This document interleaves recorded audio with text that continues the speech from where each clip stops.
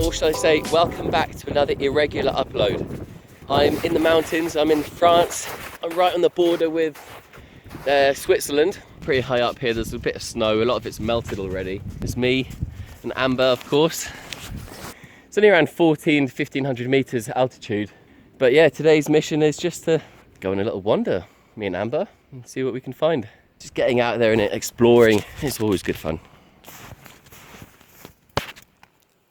Well, as I was walking along, I noticed this fungus, bracket fungus, growing in the tree. It's quite hard to see it. Hold on, if I go around here. So that bracket fungus I've just spotted, I'm going to try, see if I can... So the tree it's growing on is completely dead, just rotten. If I can use this somehow... Oh. So it just crumbles. It absolutely crumbled into loads of pieces. So what I'm looking for is a layer, very fibrous layer, which is quite suede-like, sort of suede material, very fibrous. Oh, this is it. That's very rotten. So I'm looking for the layer which is the amadou layer, and it's a great material for fire lighting, whether you're using a Firesteel or even in a fire piston. But no, I think this one was a bit too rotten. Nothing good on it, really. Nah. Oh well, we'll keep going. This place is incredible.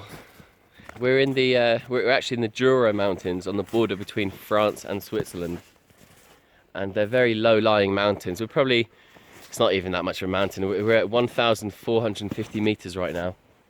There's loads of lovely trees. There's lots of pine, lots of beech trees. And yeah, it's just lovely. It's absolutely fantastic. Weather-wise, it's not that great. There's a bit of rain, a little bit of snow. It'd be nice if there was a lot of snow, because then we'd have a snowy view rather than, you know, we're up the top here and down in the valley it's quite green still. But if you look over to the other mountains, in fact they're on the other side of this, you can see like the Alps and Mont Blanc and all them. But yeah, it's pretty incredible. It's lovely. It's great to be out in the woodland in the winter, in almost like a winter wonderland. It's absolutely great. We don't get much of this in England. Snow, that is. But yeah, brilliant. Oh, look at this. And there we have nice beech. Sorry, beech. I'm talking about beech, birch. Look at that. Some lovely tinder right there. Perfect for the Firesteel.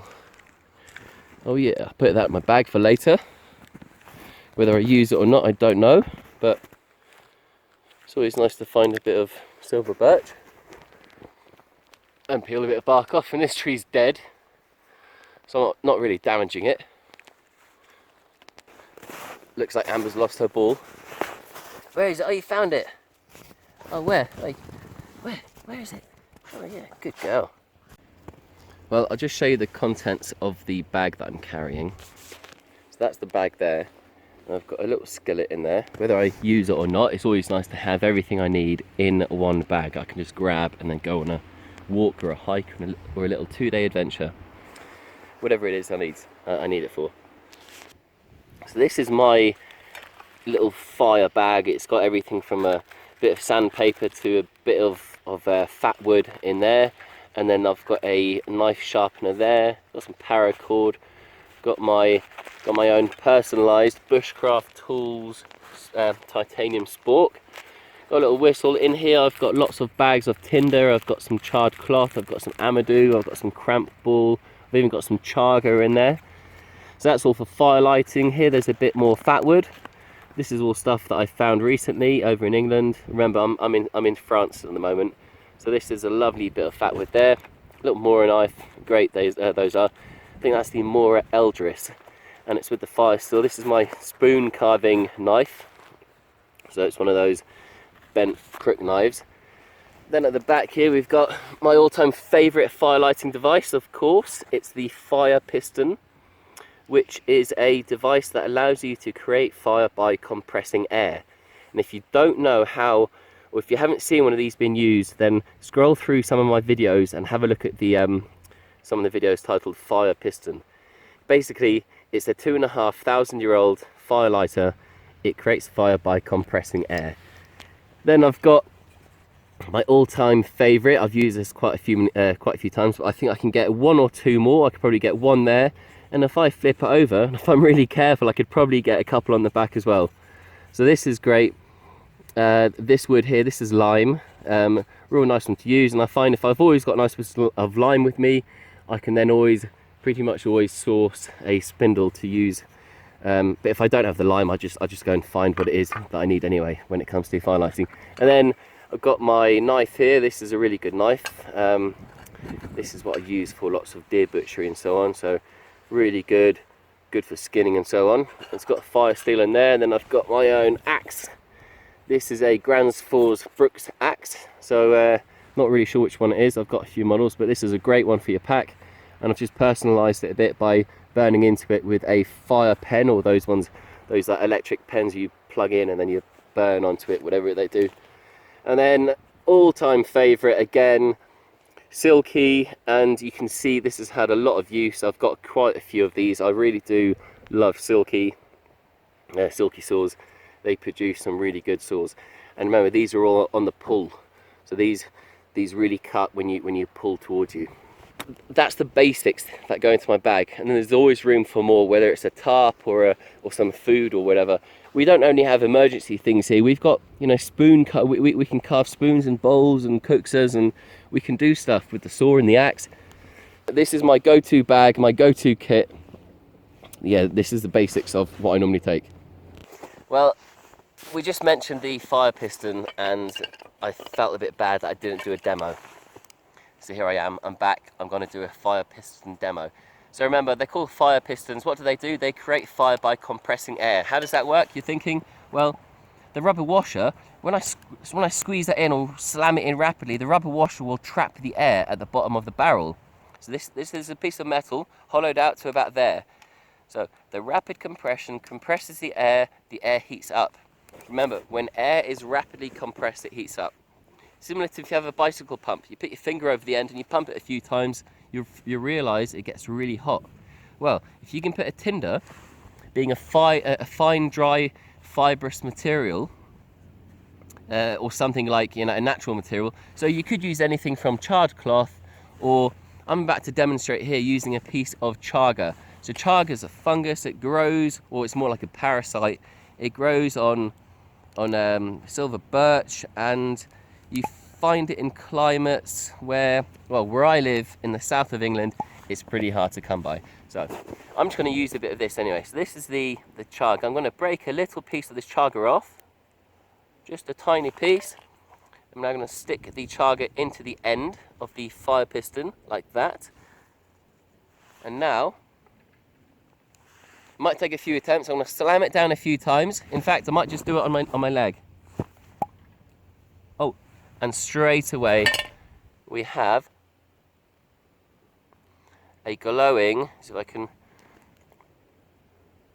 a glowing ember. So that's chaga. In fact, I'm going to just grab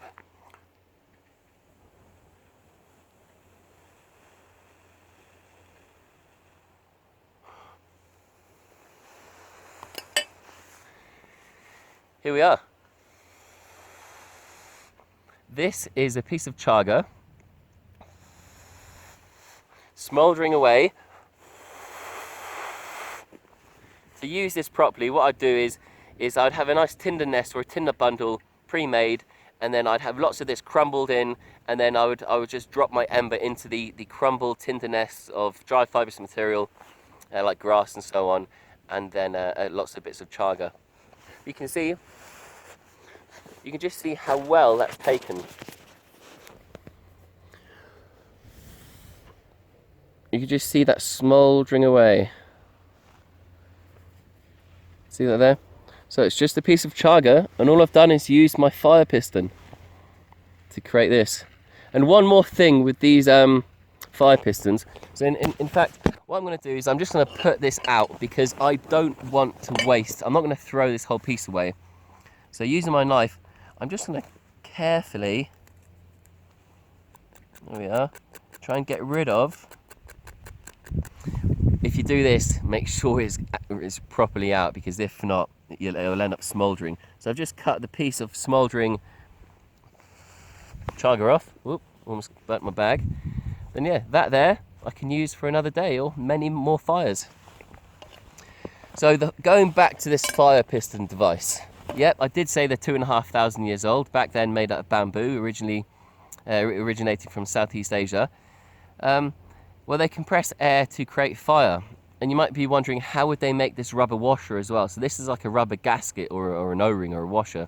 Well, if this was bamboo, then say if they had a sharp tool, you know, it's believed that they would have maybe carved into this to create a groove, then made some jungle cordage or some braided hair or something, and then tucked it into the groove. So they're making their own makeshift grommet.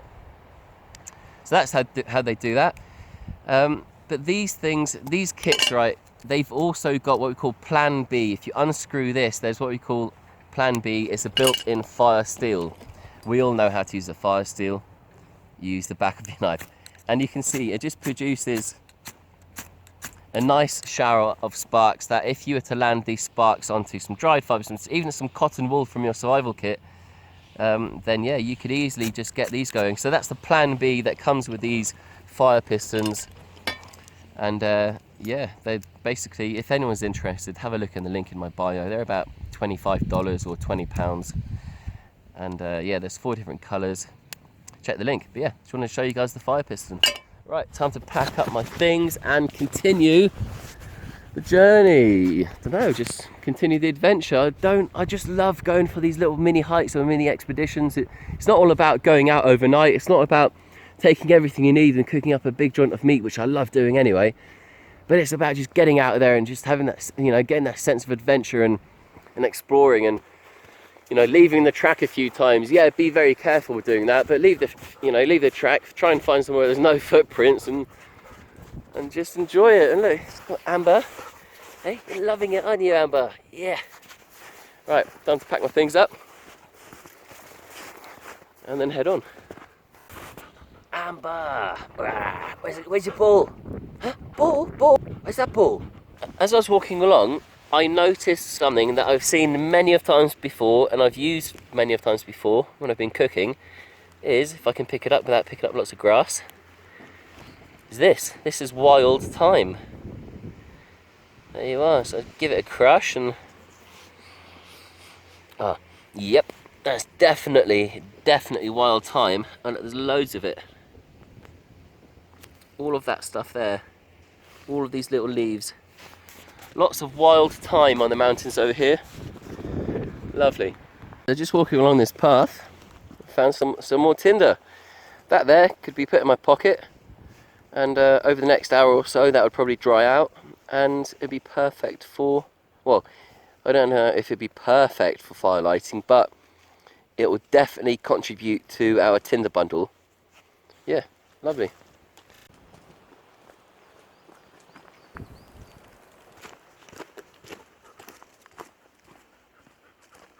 So I'm staying in this chalet in France. It's absolutely lovely. You have to park at the bottom in the village, and then you get lifted up on a snowmobile to the top where there's a chalet. But today I've left the chalet. Oh, look at that.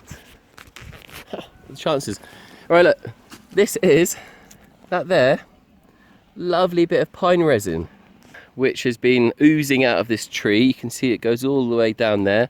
That there is great for fire lighting. It's great for, if you cut yourself, you can rub it onto a cut. It's a nature's antiseptic, And you can also make pine pitch or pitch pine out of it, and it's basically a mixture of dried fibrous material or some dried fibrous like cow dung or rabbit droppings, and then mix it with powdered charcoal all together, and it goes into this fairly hard ball, which you then heat over a flame, and it then makes it sort of liquefy, and yeah, makes it great glue.